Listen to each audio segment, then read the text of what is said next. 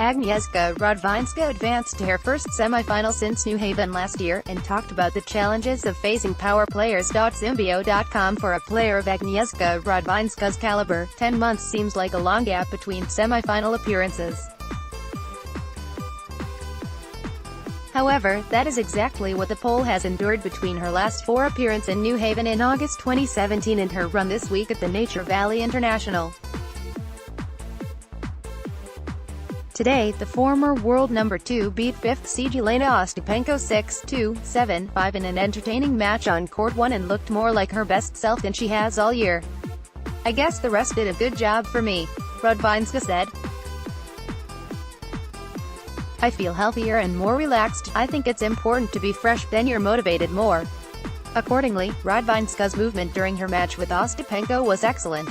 She chased the ball down point after point in typical style, which forced the Latvian to play extra shots and rallies.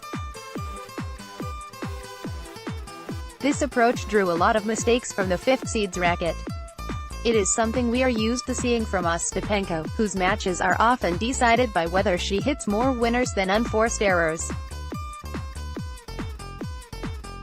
Today, the Latvian made more errors than winners. She also had trouble on serve throughout and remarkably only won 43% of points in her service games. Radwanska took full advantage of these difficulties and broke Ostapenko 7 times in the match. "I think she was definitely returning better than serving," the Pole said. "I was trying to be aggressive and not let her play, especially against the wind, and I think I did a good job."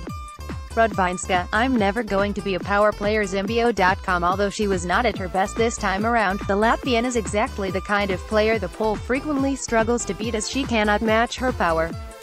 "Even if I wanted to, there is no chance I'm going to hit as powerful as the other ones," Radwanska said.